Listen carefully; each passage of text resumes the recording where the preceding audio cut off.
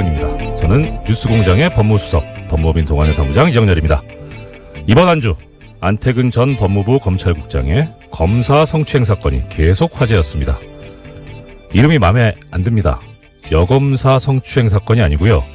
가해자 이름이 나와야죠. 안태근 성추행 사건입니다. 아무튼 현직 검사를 상대로 한 성범죄, 모두들 경악을 금치 못하셨을 텐데요. 검사라는 직위를 가지고도 어디에서도 도움을 받을 수 없었던, 그래서 더 힘들고 고통스러웠을 피해자에게 저도 진심으로 위로의 말씀을 드립니다.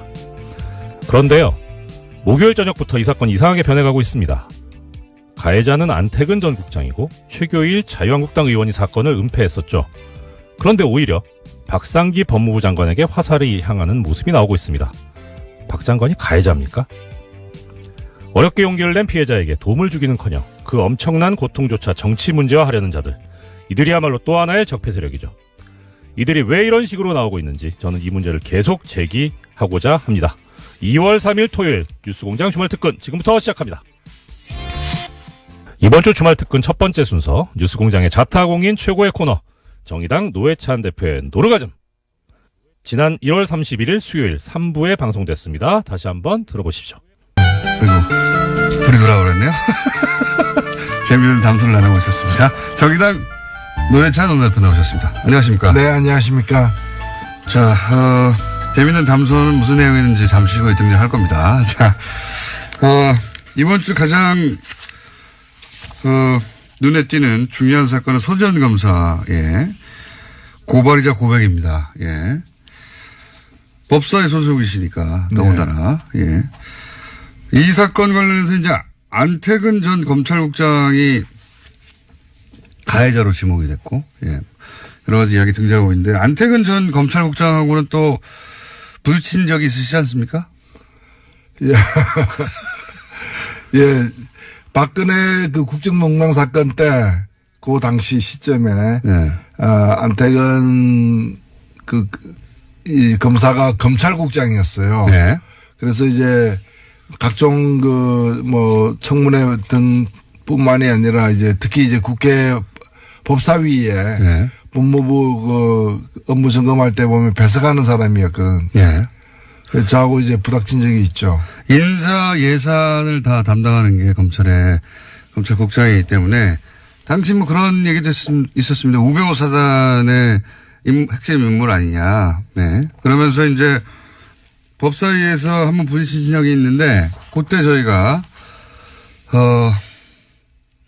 법사위에서의 공방 녹취 잠시 들려드리겠습니다. 검찰국장 뒤에 계신데 이 LCT 사건에 대해서 청와대 민주수석실에 보고가 되고 있습니다. 기억이 없습니다. 뭐가 없다고? 기억이 없다고요? 야, 참. 보고한 사실이 없는 게 아니라 기억이 없다고요? 보고 안 했을 수도 있고요. 보고 안 했을 수도 있고요. 누가요? 오늘 제가 보고한 기억이 없습니다. 아니 보고 안 했으면 안 했으니까 보고했을 수도 있다는 얘기예요? 그따구로 얘기하는 거예요? 네? 답변을 그따구로 하는 거예요? 아니, 그런 기억이 없습니다. 아닌 건 아닌 것이고 모르는 것이지 기억이 없다는 건 무슨 말이에요? 막장입니다. 막장이야. 영상으로 보면 굉장히 뭐랄까요. 한마디로 건방진 태도군요. 예. 그럼 뭐 내가 이렇게 말하든 저렇게 말하든 뭐 아무 상관없어. 예, 저 상황이 예. 이제 제가 원래 지적하려고 했던 것은 LCT가 아니었고 예.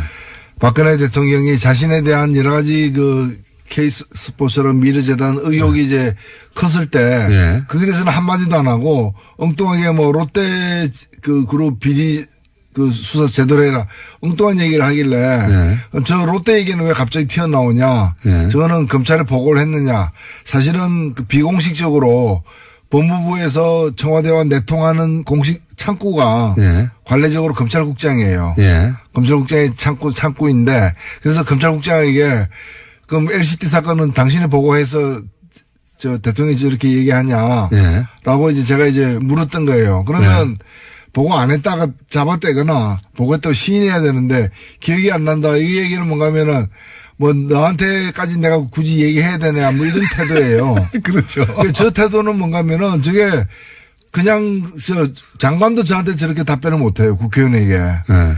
근데 장관도 아닌 그 휘하에 있는 사람이 저렇게 얘기했다는 거는 굉장히 자기가 백이 든든하다라는, 나중에 밝혀졌지만 우병우하고 수개월 동안 1000통에 가까운 전화 통화를 한 사람이에요. 바로 이분입니다. 예. 기억하실지 모르겠는데 우병우 전 민정수석과 법무부 검찰국장이 뭐 1000통 이상 전화를 했다. 요 내용을 기억하실 수 있어요.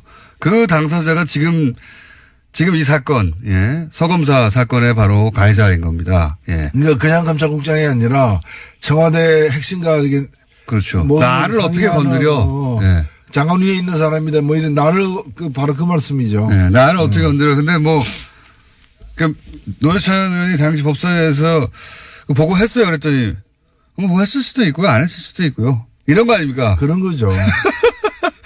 당신이 뭘 하려고 그래? 이런 거 아니에요. 예. 그러니까 저는 저때 이제 느낀 것이 우리나라가 태형이 없지 않습니까? 예. 저도 태형을 반대하는데 이 경우를 보면서 정말 태형이 필요하다 이거는. 몹시 쳐라 이제.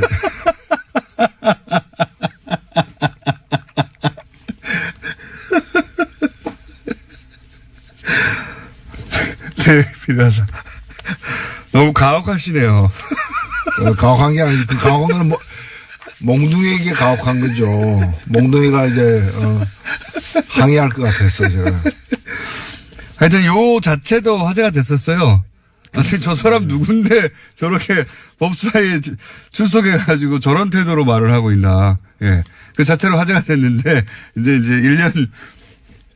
1년 한참 지나고 나서 이 사람이에요. 라고 이제 언론을 통해서 태형.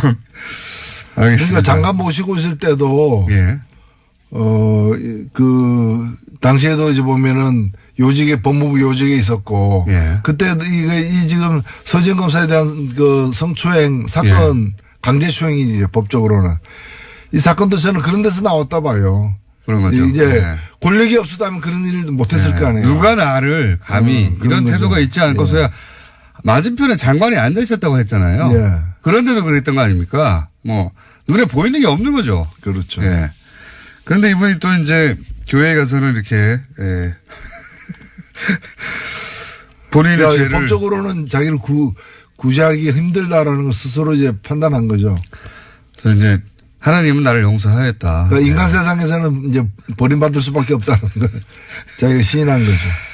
자, 이렇게 띄엄띄엄 이 화제의 인물이 되기도 쉽지 않습니다. 예. 띄엄띄엄 화제의 인물이 다시 한번.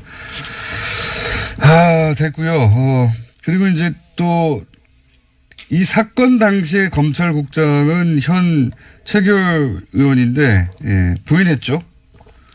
예, 부인했지만은 이미 바로 그 당시에 그 또 다른 여자 검사, 이문정 검사가 이 서지현 검사하고 이제 상담하던 중에 이 사실을 알게 되어가지고 알게 된 걸 검찰에서 이렇게 알고 이문정 검사를 불러다가 이렇게 무마하려고 했다는 걸 이문정 검사가 증언을 했기 때문에 이거는 네. 뭐 명백한 사실로 저는 간주돼야 한다고 봅니다. 그러니까요. 예. 그 왜 당사자도 가만히 있는데 네가 나와서 호통을 쳤다고 하니까. 예. 충분히 상상할 수 있는 장면이죠. 그렇죠. 그리고 이런 장면이 본인은 기억나지 않는다고 하는 것도 저는 말이 안 된다고 봅니다. 예. 뭐 둘이 조용히 일상적인 대화를 나누는 건 기억나지 않을 수 있는데 그건 사건이지 않습니까? 네. 예. 자, 그렇게 넘어가려고 하고 있는 와중입니다. 예. 이분은 근데 이제 교회에서 용서를 받으셨더라고요, 스스로. 예. 하나님은 구제했을지 몰라도 사람은 우리 그 국민들은 용서할 수 없을 것입니다. 그리고 하나님이 용서했다는 신호를 보내지 않았는데 신호를 혼자 받으신 것 같기도 해요. 물론이죠. 예. 자, 이 사건은 셀프 구제를 한 거죠. 예. 제사함을 받으셨고, 스스로. 그 간증 동영상이 없었다면, 안 나섰을지도 모릅니다. 이분도 그런 인터뷰에서 그런 얘기 했어요. 네. 간증 동영상을 보고 도저히 참을 수가 없었던 거죠. 예. 8년이 지났지만. 그래서 결국 나서신 것 같고요.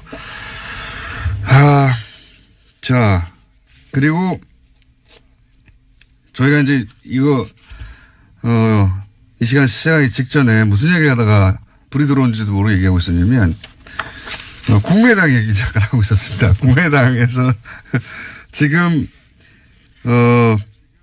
민주평화당과 평화민주당입니까? 예, 평화민주당이군요. 아니죠. 민주평화당. 헷갈리네. 하여튼 두 개가 들어가 있습니다. 민주와 평화. 민주와 평화에 들어있는 민평당의 창당 발기인의 이름이 올라간 분들과 그다음에 대표 당원으로 국민의당에 올라간 분들이 한 1,000명 정도 겹친다는 거예요. 그래서 지금 전당대회가 어렵다는 식의 발표가 어제 있었습니다. 근데 저는 이걸 보자마자 만약 이때까지 그 어떤 문구나 조항도 다 싸그리 원하는 대로 해석하고 왔잖아요. 그러면 사실 만약에 전당대회를 바로 할 거면 전당대회 이중으로 이제 등록이 됐으면 그 사람들 다 징계하면 되거든요. 예. 징계해가지고 당원권을 정지시키는 데가 뭐 여러 가지 방법을 찾으면 되는데 전당대회 자체를 안 하려고 지금 하는 것 같거든요. 그렇지 않습니까? 전당대회를 안 하려고 하는 것 같아요. 무리를 해서라도 성사시키겠죠. 그러니까 전당대회가 아닌 방식으로 성사시키려고 하는 것 같아요. 아마 지금 말씀은 네. 전당대회가 안 될 것 같다라는 관측은 뭔가면은 법을 제대로 지키고 네. 민주주의의 기본 원칙들을 준수하게 되면 전당대회가 될 수가 없다 지금. 네. 왜냐하면 이제 의결권을 갖고 있는 그 전당대 참가자가 몇 명인지가 지금 확인이 네. 안 되는 상황이고 네. 또 그게 여러 사람이 겹치는 예. 1,000명 가까이 겹치는 이제 이중적인 그렇죠. 문제까지 다 해결해야 되니까 이거는 정상적인 전당대회가 불가능하다는 진단인데 네. 지금 하려고 하는 거는 정상적인 전당대회가 아니에요. 어차피 지금 현재 스코어. 그래서 모든 걸 무리를 감수하고서라도 이제 통합 결정을 일단 내리고야 말겠다라는 식으로 밀어붙이고 있기 때문에 제가 볼 때는 무리를 해서라도 할 것 같아요. 전당대회를 할 것이다. 예. 저는 전당대회를 안 하려고 이러는 것 같습니다. 근데 전당대회를 하다 안 하게 되면은 예. 물론 이제 다른 방법을 또 강구를 하겠지만은 예. 이 무리를 피하려도 다른 더 큰 무리를 갖다 범하는. 그 전당대회가 어쨌든 3,000명 이상 와야 되지 않습니까? 물리적으로. 3,000명 이상이 안 오지 않을까? 또 3,000명 이상이 왔는데 혹시 거기서 부결시키지 않을까?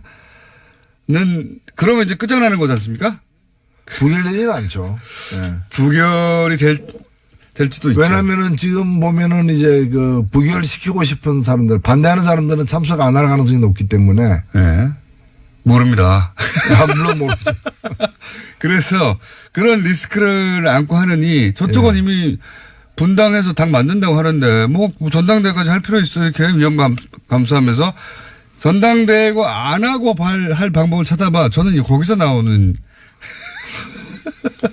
전당대회 안 한다에 제가 500원 걸어보겠습니다. 아, 그렇습니까? 네. 예, 돈이 많으시군요. 물론 상상할 수 없는 일인데 예. 지금까지의 어떻게든 통합을 시키겠다고 하는 드라이브의 강도로 볼 때 전당대회조차 어떻게든 해가지고 저는 방법이 떠오르지 않아요. 떠오르지 않는데 이때까지 안 될 거라고 했던 걸 다 방법을 찾아왔지 않습니까? 예. 23곳의 비디오 중계 이런 거로 상상할 수 없었던 창의적인 방식으로 해철해 나왔기 때문에 또 헤쳐나가지 않을까. 하여튼 정치라는 게 이제 국민들에게 대한 이제 교육 효과도 사실 있는 건데 민주주의 이렇게 하면 안 된다. 이런 걸 이제 시리즈로 계속 보여주고 있는 상황이죠. 이건 어떻게 보십니까, 지금? 안철수 대표에게 중재파는 사퇴를 해라. 조기 사퇴를 해라. 예, 그러고 그렇죠? 있죠. 예. 안철수 대표는 본인이 사퇴하면은 안 된다. 예, 전당대회 무산되거나 그럴 것이다. 그래서 사퇴를 못 한다. 그렇지만 백의종군을 하겠다. 끝나고 나서 사퇴한다는 얘기겠죠. 아마도. 예. 이 통합이 끝난 다음에. 그런데 유승민 대표가 안철수 대표가 사퇴하면 나는 이 통합 자체를 다시 생각하겠다. 이거 어떻게 합니까, 이거? 이거 어떤 상황입니까? 좀 해설 좀 해주세요. 예, 일단은 이 중재파라고 불리우는 5명 혹은 6명 정도 되는 분들이 어느 쪽으로 힘을 실어주는가가 굉장히 중요한 순간이 되어버렸습니다. 그분들의 마지막 요구가 그분들은 계속해서 이제 그 안철수 대표가 이 사태에 대한 책임을 지는 의미에서 사태를 갖다가 하는 것을 최소한의 조건이다. 이제 이렇게 주장을 해왔는데 원래는 이제 전당대회 전에 사퇴하는 거였어요. 요구가. 그게 안 받아들이니까 요구를 약간 바꿔가지고 전당대회에서 왜냐하면 이제 사퇴할 용의가 있다. 다만 내가 사퇴하면 통합 자체가 어그러질 수 있다. 이게 이제 안철수 대표의 주장이었기 때문에 그러면 통합하자마자 사퇴하라. 그렇게 바뀌었는데. 뭐 결혼식 끝나고 물러가라 뭐 이런 거죠. 그렇게 하니까 이제 그걸 받아들였어요. 일단은 그 중재파와의 어떤 접촉에서는 그 받아들인 것 같아요. 그리고 이제 근데 그게 대해서 이제 유승민 대표가 그러면은 이제 이건 난 다시 생각하겠다. 이 결혼을 뭐. 다 나가리 뭐 이런 상황이 되는 거죠. 왜냐하면 유승민 대표 입장에서는 그렇다면 본인이 예를 들어서 그 국민의당 쪽에서의 누군가 대표 나와야 되니까 대표는. 그럼 본인과 뭐 박주선 의원과 같이 쓴다든가 이런 상황은 본인은 받아들일 수 없다 이런 거겠죠. 지금. 그리고 거기는 지금 9명밖에 안 되지 않습니까? 물론 이제 국민의당이 몇 명이 참갈지는 여전히 미지수이긴 하지만은 국민의당보다도 3분의 1 이하로 적은 수기 때문에 이 통합의 파트너가 잘 버텨주지 않으면은 거기 가서 이제 묘하게 되는 상황이죠. 그래서 그리고 또 하나는 뭔가 하면은 안철수 대표는 물러났는데 왜 당신은 안 물러나냐. 이 얘기가 국민의당으로부터도 지금 나오고 있기 때문에 일부에서. 너도 물러나라고 하고 있죠. 그렇죠. 그래서 통합했는데 통합의 주역은 다 없어지는. 시너지도 안 난다. 이런 생각인 것 같고. 이상한 상황이 되는 거죠. 게다가 이제 통합을 했는데 대표에서 물러가면 그러면 국민의당 쪽에서 이 숫자가 많으니까 그 통합파 쪽에서 이 정당을 끌고 가버리면 바른정당은 보이지가 않지 않습니까? 바른정당은 보수의 기치를 내리면 안 된다고 하는 쪽인데 그러면 이제 실컷 통합했는데 이렇게 흡수된 걸로 보이거든요. 그렇죠. 바른정당 입장에서는. 그거는 싫다는 거죠 또.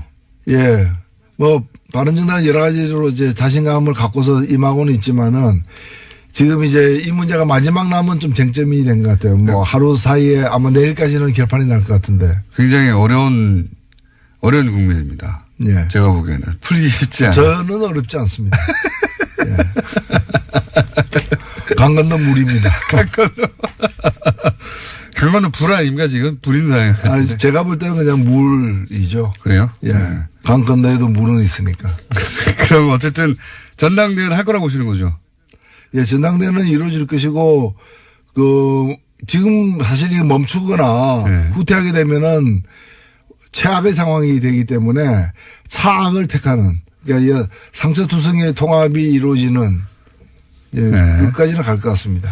뭐 그 통합이 얼마나 갈지 몇 개월을 갈지 아니면 올해를 넘길지는 가봐야 알겠습니다만은 저는 전당대회 이해 방식으로 통합을 선언할 수도 있다. 그런 가능성이 열렸다 이렇게 생각합니다. 무리인데 그렇게 되면은 정말 굉장히 다이나믹한 상황이 되죠. 물론 제가 뭐 큰 관심은 없습니다만은. 자, 매우 쳐라. 오늘 커다란 말씀을 남기고 매우 쳐라. 앞으로 가끔 써야 되겠습니다. 그거 따가지고 오디오로 매우 쳐라. 지금까지 정의당의 노회찬 원내대표. 청와대 사이트에 또 태형을 부활시켜 주세요. 이런 게 올라가면 큰일 납니다. 조선시대 태형을 부활시켜 주세요. 정의당 노회찬 원내대표였습니다. 감사합니다. 고맙습니다. 오프닝에도 소개해드렸지만은 안태근 전 검찰국장으로부터 성추행을 당했다는 서지현 검사의 폭로 이후에 사회 전반에 갑질 성추행에 대한 경각심이 확산되고 있습니다. 그런데 가해자인 안태근 전 국장은 기억이 없다고 하고 있고 사건을 은폐한 최규일 의원은 명예훼손이니 뭐니 하면서 당시 이 피해자인 서 검사가 문제제기를 하지 않기로 결정했다라는 어이없는 해명을 하고 있습니다. 검찰의 내부 움직임도 수상하죠. 자기들의 기득권을 지키려는 그리고 이 피해자 검사가 오히려 인사상의 불이익 때문에 그랬다는 불만 때문에 그랬다는지 뭐 아니면은 더 좋은 자리로 가고 싶어 한다느니 이런 얼토당토하는 이야기를 하고 있습니다. 6381번님, 노회찬 의원 호를 태영으로 하시죠. 태영 노회찬. 네, 이건 매로 다스려야 한다는 말씀이죠. 1332번님, 노회찬 형님 태영. 진짜 태영으로 처벌했으면. 이렇게 태영에 대해서 이야기해 주시는 애청자 여러분들 많으셨습니다. 노회찬 원내대표의 태영 필요성 살짝 공감되려고 하는 아침입니다. 뉴스공장 주말특근 교통정보 듣고 이어가겠습니다. 주말특근 두 번째 순서는 2월 1일 목요일 3부에 방송된 국민의당 박지원 전 대표의 정치구단주 코너입니다. 같이 한번 들어보시죠. 정치구단주 국민의당 박지원 전 대표 나오셨습니다. 안녕하십니까? 안녕합니다. 안녕합니다로. 지난주부터. 그런데 예. 제가 처음으로 예. 교통방송을 들으면서 예. 폐쇄할 부분이 하나 있어요. 요 박영선, 나경원. 예. 이 사람들 방송 안 시켜야 됩니다. 지금 듣고 오는데 나경원이 하도 말하고 박영선 하니까 방송이 안 들려요. 그런 방송을 왜 해요? 그리고 또 채널이라고. 예. 또 한 가지 내가 놀란 것은 네. 왜 김어준 공장장을 TBS 라디오에서 예. 또 뭐 SBS에서 네. 비록 나는 한번 초청도 안 했지만은 네. 이렇게 인기가 있는가 했더니 그래도 뭐 아는 게 하나 있더라고요. 아는 게 하나 있더라고요. 네. 내 방송 들으니까 예. 안철수 대표는 전당대회 안 하려고 저런다 예. 라고 말씀해서 김어준 동거 아니야? 전당대회 없는 응? 통합을 어떻게 하나. 네. 참 무식하다 했는데 이게 보니까는 확실히 똑똑하고 유식하고 예언가다. 칭찬 한번 해드릴게요. 기분 좋죠? 최초로 칭찬해요. 최초로. 아니 진짜 나 깜짝 놀랐어요. 네. 전당대회 없는 통합. 네. 이건 아프리카나 마치 박정희 전두환이 선거를 없애고 체육관에서 통대 직원들 해놓고 98% 받는. 네. 또 북한에서 김일성, 김정일, 김정은 딱 세습한 게 안철수입니다. 어쨌든 정치인들은 이거는 불가능하다고 다들 얘기하더라고요. 예. 이건 아니죠. 정당법 19조에 예. 정당의 통합과 해산은 전당대회에서만 할 수 있는 거예요. 그렇게 다들 알고 있고 네. 그거를 그런데 안철수 대표가 어떻게 김정은을 욕하죠? 병원 그대로 하는데? 어제 노회찬 대표도 그거는 뭐 안 된다고. 예. 안 되죠. 안 된다고 하시는데 저는 전당대회 없애려고 하는 건 딱 보면 모르겠냐고. 그런데 그 뭐 가야 그런 거라도 아니까 여기서 그런 거라도 아니까. 이제 내가 그 자리 달라고 얘기 안 할게요. 그냥 마르고 닳도록 하세요. 근데 이거 진짜 우리 전당사의 길이 기억되겠죠. 오이. 전당대회 없이. 전 세계 전무후무하죠. 박정희, 전두환, 김일성, 김정일, 김정은, 아프리카의 뭐 촌배 이런 사람들이 있습니다. 야, 근데 이제 그 전당대회가 아마 성원이 안 되거나 3,000 이상 못 모으거나 아니면은 통과가 안 되거나 그런 리스크를 굳이 져야 되느냐 이렇게 생각했을 것 같고, 그런데 이제 정당에 계셨던 분들은 모두 반대했겠지만 안철수 대표는 상관이 없다고 생각했을 거라고 저는. 예. 그런데 그동안 해왔던 걸 보면. 예. 민주평화당도 그래도 역시 이상돈 목 잘린 전당대 의장은 이해를 하더라고요. 전당대회를 하건 하지 말건 대표당원을 어쩌건 그냥 놔둬버리면 되지. 저렇게 뭐 간섭하니까는 엄포 놓으니까 저런 짓 해서 어제 언론에 보세요. 하루 종일. 이건 무리순 진짜 무리수. 안철수의 새정치는 제가 이미 조종을 울렸다. 이거는 두고두고 본인의. 예. 이제 끝났죠. 서울시장? 구청장도 안 돼요. 어쨌든, 안철수 대표 정치를 하는 한 이 사안은 계속 꼬리포처럼 그렇죠. 달라붙겠죠. 우리 정당사의 길이 기록될 거예요. 용팔이 전당대, 정운갑 전당대, 안철수 전당대도 없는 전당대. 이게 전당대회가 아예 없었으니까 이거 상상을 못하니까 다 정치인들은 이거 안 된다고 했는데 안 할 거라고 했는데 한 거죠. 예, 이거 정말 골 때리는 일입니다. 그러면 중재파들은 어떻게 합니까? 중재파들도 기분을 안 좋나 보더라고요. 중재파들은 뭐 솔직히 조금 움직이고 있는 건 사실이에요. 예. 우리 쪽으로. 그래요? 근데 민주평화당으로 오겠다고 하는 사람들도 몇 사람 계시고 아직도 계산하는 사람들도 계시는데 저는 그렇게 생각합니다. 정치인, 지역구 의원은요. 거듭 말씀드리지만 자기가 중요한 게 아니에요. 유권자, 민심이 중요한데 지금 다 호남 지역구 아니에요? 10명 모이면 8명에 9명이 안철수 요구하는 재미로 지금 호남에서는 살아요. 그렇기 때문에 못 갑니다. 가더라도 다음 선거가 위험해요. 그래서 어쨌든 고민을 하고 있겠지만 결국은 뭐 시간의 문제일 뿐 합류하게 될 것이다. 저는 그렇게 봅니다. 민주평화당이. 그럼 민주평화당은 어떻게 됩니까 그러면? 창당 잘 되고 있나요?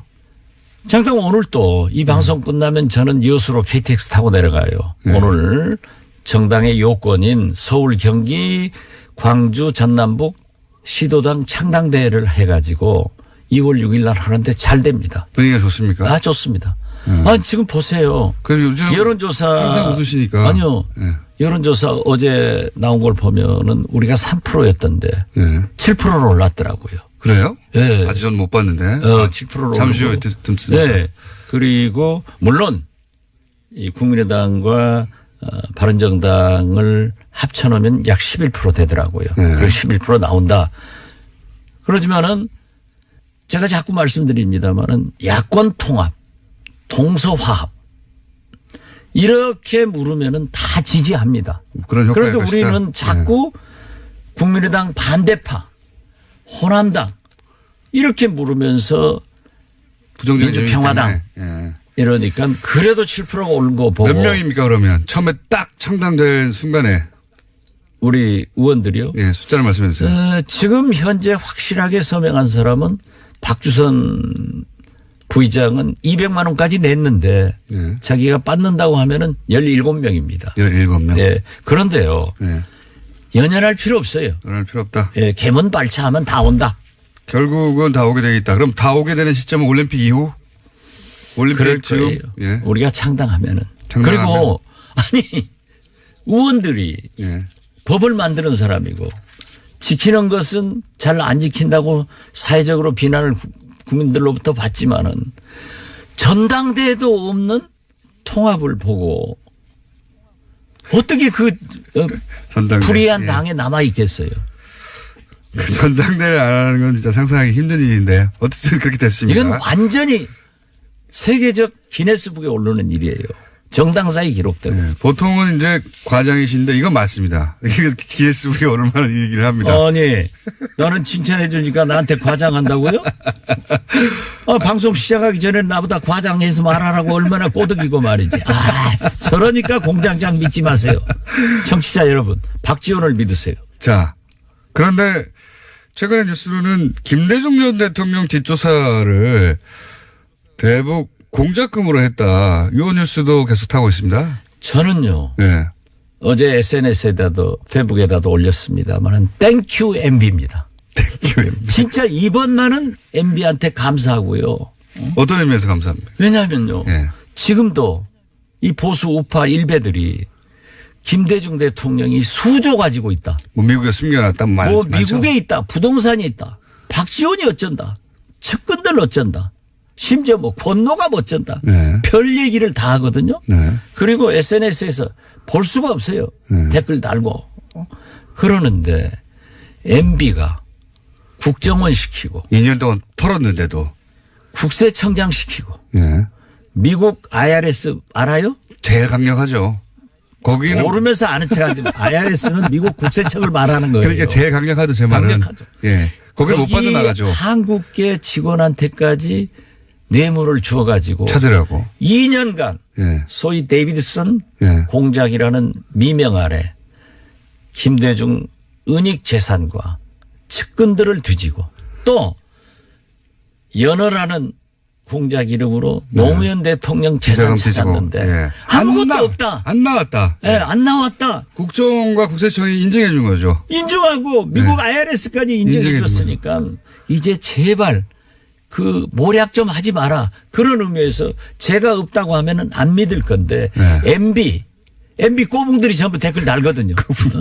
그 사람들이 해서 했기 때문에 저는 어제 저녁에 국정원 3차장 또 국장 이현동 국세청장은 검찰 조사받았고 구속영장 나왔는데 나는 재판부에서 이분들은 좀 용서해 줬으면 좋겠다. 얼마나 고마운지 모르겠어요. 하긴 그 얘기를 뭐 한 20년 가까이 들으셨죠? 아니요. 아니 최근에도 그랬지 않습니까? 그러니까요. 계속 듣고 계시죠. 우리 이호 여사님이 신한은행에서 하루에 2조 3일 걸쳐서 6조를 인출했다고 그러는데 그것도 현금으로. 현금으로. 아니 우리나라 은행에서 하루에 현금 2조 6조를 인출하면 은행 문 닫아요. 그러니까요. 그래도 그걸 또 믿어요. 그리고 미국에 부동산이 있다. 저도 몇 번 털렸지만은 저 같은 사람이야 뭐 털려도 하지만은 그래. MB는 DJ 노무현이 그렇게 미웠을까요? 본인이 그렇게 이제 차명으로 이렇게 보유한 것들이 많다 보니까 자기가 도둑질을 했으니까 남도 그렇게 하는 걸로 알고. 보세요. 이번에 다스 창고에다가 노무현 대통령 가지고 봉하러 갔다고 난리 났었잖아요. 그런데 자기는 갔다가 지금까지 숨겨놓고 있더라고요. 그러니까요. 그래가지고 염치 좋은 게 그거 돌려주라고. 그게 말이 되는지. 아무튼 이건요. MB는 진짜 잘못 안 한 것을 찾아내는 것이 훨씬 빨라요. 잘못 안 한 것을 찾아내는. 그러나 진짜 고맙죠. 아직까지는 소속이 국민의당 박지원 대표였습니다. 저는 당원권 징계 먹어서 아무것도 아니에요. 그렇게요? 그럼 제 명함도 다 바꿔버렸어요. 그러면 지금 무소속입니까? 아니. 공중에 떠 있는. 아직은. 징계당한 그러면. 국민의당에서 징계당한 박지원 전 대표였습니다. 그래도 훨씬 잘 나갈 박지원입니다. 감사합니다. 예, 감사합니다. 애청자 여러분, 제가 몇 마디 이야기를 좀 들었는데요. 요즘에 뉴스공장 스태프들이 애로사항이 참 많다고 합니다. 이 뉴스공장이 워낙 인기가 많다 보니까 고정을 하고 싶다는 민원이 너무 많다고 합니다.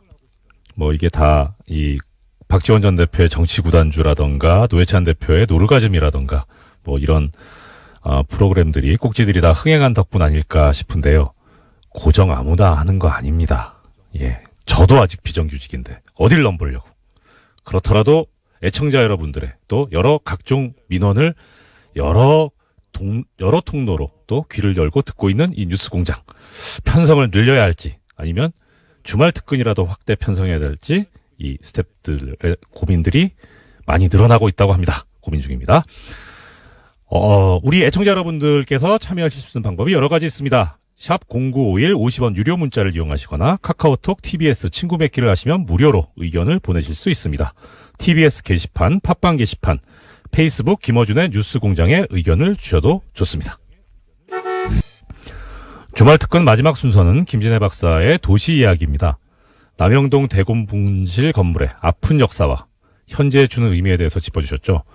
2월 1일 목요일 4부에 방송된 내용인데요. 다시 들어보시죠.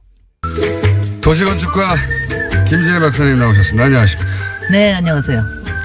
자, 우리가 이번 겨울 동안에 정책까지 공부하기로 했는데 잠깐만 오늘은 돌발 주제입니다. 요새 영화 1987이 좀 상영 중에 이 얘기를 하는 게 좋을 것 같아서 오늘 좀 긴급하게 들고 나온 게. 피크에서 약간 내려오긴 했지만 지금. 네. 지금 이제 700만 돌파했고 조금 더 갈 것 같지만 이제 곧 끝일 것 같아서 그 건물 안에 나오는 남영동 대공분실 건축물에 대해서 얘기를 꼭 한번 해야 될 것 같아요. 이게 역사적으로 접근하십니까? 아니면 건축학적으로 접근하십니까? 이게 이제 사실은 이제 어느 쪽에서 보느냐에 사실은 많은 분들이 민중학자도 그렇고 심리하는 분도 그렇고 철학하는 사람들, 역사학자, 건축학자 굉장히 많은 이 건물에 대한 얘기를 많이 쓰셨어요. 근데 이게 이제 일종의 건축의 흑역사거든요. 이제 그렇겠죠. 이 흑역사 때문에 사실 이거를 알고 계신 분도 있고 모르고 계시는 분들도 있을 텐데 예. 이게 왜 이제 건축의 흑역사라고 그러냐 하면은 이제 남영동 대공분실의 그 비극적이고 정말 암흑적인 그런 역사에 대한 것 자체가 그런 것뿐만이 아니라 그 건물을 설계한 사람이 대한민국의 대표 건축가라고 일컬어지는 김수근이라는 건축가라는 거. 아, 그래요? 그건 몰랐습니다. 뭐 그걸 모르셨어요? 몰랐어요. 그러니까 들고 나왔어야 됩니다. 저는 이제 이거를 알게 된 건 이것이 밝혀진 게 2000년대 초입니다. 노무현 정부 때 아마 그때 밝혀진 거. 저도 그때 처음 알았어요. 그 충격적인데 그분은 그러면 이 건물의 목적을 알고 설계한 거예요? 그거는 명확하지가 않습니다. 그 왜냐하면 이제 김수근 건축가는 1986년에 돌아가셨기 때문에 그리고 이 건물은 1976년에 설계됐고 또 1983년에 다시 증축이 돼서 5층에서 7층으로 증축이 됐는데 이 안에 이게 얼마나 공포를 자극하느냐는 영화에도 잘 표현이 되어 있지만은 일단 뺑뺑 돌아가는 계단 뭐 이런 거. 나선 계단. 네. 그다음에 이제 정말 블랙하우스예요. 네. 시커먼 이제 전벽돌로 지어져 있고 그냥 정보기관에 쓸 건물이다 이렇게 생각하고 만드신 건가요? 아니면 진짜로 이 목적을 알고 만드신 건가요? 그러니까 당시의 건축 허가 도면에는 남영동 오피스라고만 그것도 영어로 써 있다고 그래요. 근데 이제 이걸 아셔야 되는 게 뭐 당연히 그때는 내무부에서 발주한 프로젝트인데 하지만 오피스 건물처럼 안 돼 있잖아요, 내부가. 내부는 실제로 오피스처럼 돼 있습니다. 아니, 제 말은 뭐냐면 나선형 계단이라든가 뭐 물론 뭐 나중에 해석을 그렇게 해서 그럴지 모르겠어요. 아니 그러니까 이제 이렇게 좀 저걸 해볼게요. 제가 처음 이걸 들었을 때는 저도 이건 모르고 했을 거다. 그다음에 이거는 그다음에 인테리어를 얼마든지 바꿀 수가 있잖아요. 그렇죠.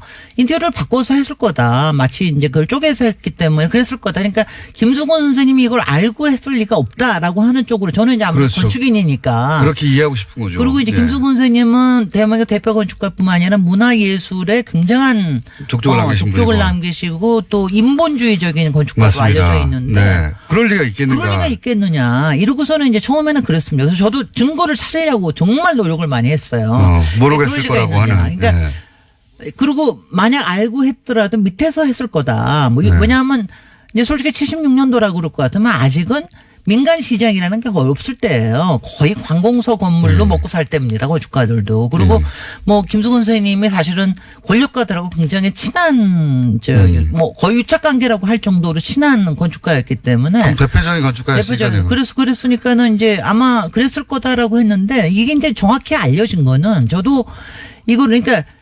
그러니까 김수근 선생님이 운영하시던 건물 설계사무소 이름이 공간인데 네, 알고 있습니다, 저도. 공간에서 설계했다는 건 확실해졌어요. 예. 더군다나 특히 2012년에 그때 이제 임수경 의원이 모든 대공 보안 분실에 대해서 모든 조사를 하고 도면을 받았어요. 국회에서. 네. 그때 국회에서 저도 처음으로 받은 도면을 봤습니다. 네. 이거는 이제 도면에 보니까 정확히 표시가 되어 있습니다. 정확히 표시가 되어 있고 도면을 보니까 저는 또 이런 거 혹시 호텔은 아니더라도 간첩이라고 생각했기 때문에 그런 사람들을 수용하기 위한 일종의 호텔처럼 운영한 거 아닐까 하고 봤는데 그 안에 시방서를 보니까 처음부터. 욕실은 오픈 욕실에다가 오픈 욕실은 안 하거든. 욕실을 만들더라도. 그리고 그 뭐 바깥에서 감시하는 거라든가 모든 그 흡음재를 쓴 거라든가 조명을 바깥에서만 할 수 있다. 처음부터 그렇게 돼 있어요? 이런 게 다 시방서로에 돼 있는 거예요. 근데 아직도 정확치 않은 거는 그게 83년에 증축할 때 그렇게 만든 건지 아니면 1970년도 애초부터 그렇게 만든 건지는 명확치가 않습니다. 그러니까 건물의 그 주요 골자를 만들 때는 그 목적을 모르고 만들었을 수도 있는 여지가 아직은 남아있네요. 아직은 남아있는 거죠. 근데 이제 이거를요. 여기서 저도 가끔 이거는 정말 흑역사라서 저한테도 충격이었고 그래서 그 다음에 이제 여러 가지 오픈 욕실이라는 건 상상할 수가 없죠. 오픈 욕실은요 정말 상상할 수가 없는 거예요. 그러니까 왜 욕실을 다 열어놓고 도면에다가 문 있는 거 아니라 그리고 문도 챙겨보고 이제 많이 저거 했는데. 시방서 처음부터 그리고 없더라. 이제 좁고 긴 창문 바깥에 잠깐 내다만 볼 수 있고 이제 몸을 투신할 수 없는 좁고 긴 창문. 근데 이게요. 그런 거를 만약에 처음부터 했다면 알고 한 거잖아요. 알고 한 거. 더군다나 왜 5층에다 했느냐 지하가 아니라 뭐 이런 등등의. 근데 이제 이게 사실 이거에 대한 진실은 사실은 모를 수도 있고 사실은 알려질 수도 있어요. 앞으로 저는 이제 솔직히 제 지금 심정이 아니라 그동안의 심정이 사실 공간사가 굉장히 많은 후배 건축인들을 생산을 했고 그리고 그때 일했던 사람들도 다 있습니다. 생존하신 분들이 많습니다. 그분들이 저는 좀 증언을 해 주셔야 된다고 생각해요. 진실에 대해서. 그리고 이게 모를 수도 있죠. 그분들도. 아니 모를 수도 있지만 사실 모든 건축 도면에는 누가 책임 취프라는 거 이런 거 다 쓰게 돼요. 누가 도면을 그리고 다 쓰게 돼 있거든요. 알려면 알 수가 있습니다. 그리고 나서서 왜냐하면 이런 거는 이런 흑역사에 대한 거는 명확하게 해야 된다라는 거 하나. 그다음에 또 하나는 이게 이제 그 많은 그 학자들이 분석을 하면서 이게 지킬거 하이드 같은 거다.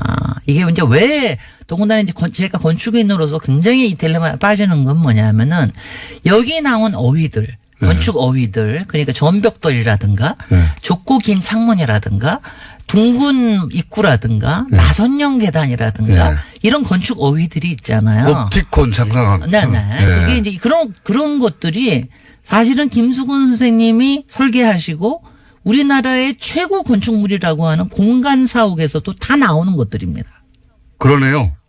다 나옵니다. 네, 그러네요. 공간사옥 가보셨군요. 예. 공간사옥 가보면은 그렇게 돼 있죠. 정말 한국적이고 그 안에 보면은 그 똑같은 나선형 건물도 똑같이 있어요. 그 전벽돌 똑같은 거 써. 그리고 비슷한 시기에 이게 된 겁니다. 그러니까 제가 이제 이거를 생각하면서 이제 딜레마를 많이 느끼는 거죠. 건축인으로서 사실 일반 시민들도 이게 어떻게 사용되느냐 하는 거에 따라서 공간의 어휘라고 하는 게 굉장히 폭압적으로 또는 굉장히 문화적으로 쓰일 수 있다라고 하는 이 딜레마. 그렇지만 그렇게만 절대로 이해가 안 되는 게 그 욕조를 문 없이 다 보이게 만들어 놓는다든가 창문 그러니까 사람이 사는 곳인데 창문이 그렇게 좁을 수가 없잖아요. 그렇게 만든다든가. 창문을 좁을 수도 있기는 있죠. 그거는 있기는 있죠. 저는 근데 하여튼 그렇게 욕조를 아니요. 그러니까 뭐 저기적으로 건축적으로 뭐 그런 건물은 사실 많아요. 뭐 센터 사옥에서도 그렇고 많이 저거 하는데 하여튼 분명히 공간의 손을 거쳐서 이게 나왔다고 하는 그걸 결합하면 방음제라든가 이거 다 결합하면 바보가 아닌 이상 그게 시방소라는 거 그러니까 그걸 다 결합하면 바보가 아닌 이상 그 목적이 머리에 떠오르잖아요. 건축가라고 하는 거는 사실은 누가 어떤 팀장이 그거를 실무를 맡았건 간에 마지막에 대해서 책임지는 게 건축가입니다. 그런데 이런 책임감에 대해서 그야말로 지킬과 하이드 같은 일을 했다라고 하는 거. 그러니까 대한민국의 대표적인 건축물 가장 최고의 작품이라고 하는 작품과 그다음에 정말 흑역사적으로 가장 암흑의 건물이라고 하는 이 남영동 대공분실이 같은 건축가의 손에 의해서 또 비슷한 건축 어휘에 의해서 만들어졌다고 하는 이것이 참 그렇습니다. 그래서 지금 이거 들으시는 분은요.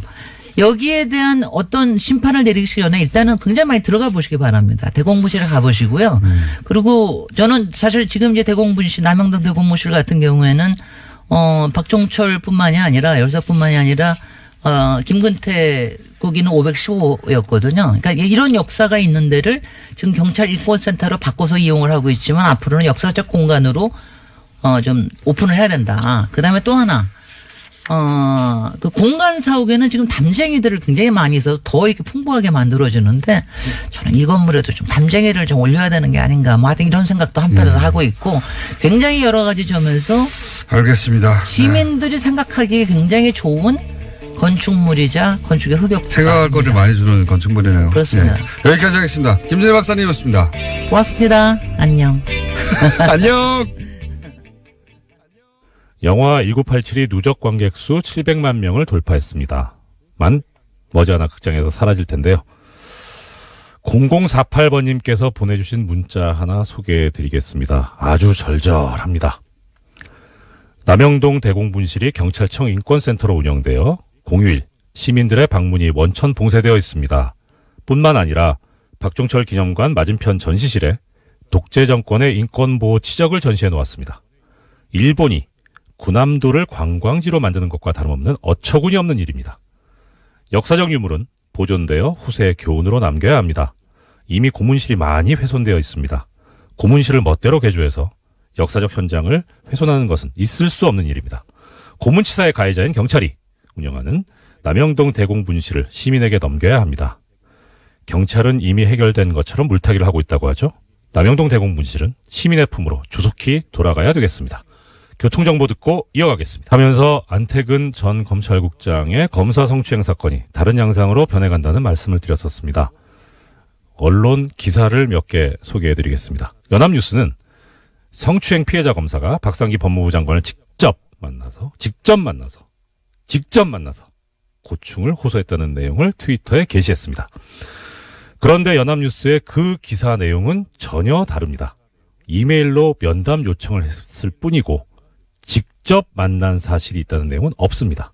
제목이 엉터리인 거죠. 또 중앙일보는 안태근 성범죄 당시 윤석열은 어떤 위치에 있었나? 라는 기사를 냈습니다. 명확히 합시다. 가해자는 안태근과 최교일입니다. 박상기와 윤석열이 아니죠. 그런데 이 안태근과 최교일이라는 이 두 사람의 이름은 별로 언급되지 않고 있습니다. 언론은 과연 이 사건의 진상이 규명되기를 바라는 것일까요? 언론은 과연 이 사건의 가해자들이 합당한 처벌을 받기를 원하기는 하는 것일까요? 언론은 과연 이런 추악한 범죄가 다시 일어나지 않기를 원하고 있기나 한 걸까요? 언론이 가해자도 아닌 현 정부를 끌고 들어가 물타기를 하는 것은 언론 스스로 공범이 되기를 자처하는 것입니다. 현명하신 뉴스공장 애청자님들께서는 언론의 이런 책동에 결코 속지 않으시리라 굳게 믿습니다. 뉴스공장 주말특근 오늘 준비한 소는 여기까지입니다. 지금까지 제작의 정경훈, 노소정 PD, 이미지, 이윤정, 박지혜 작가가 함께했습니다. 저는 적폐 세력 소탕과 제조 산하를 염원하는 법무빈 동안의 사무장 이정열이었습니다. 적폐 세력이 완전히 멸종될 때까지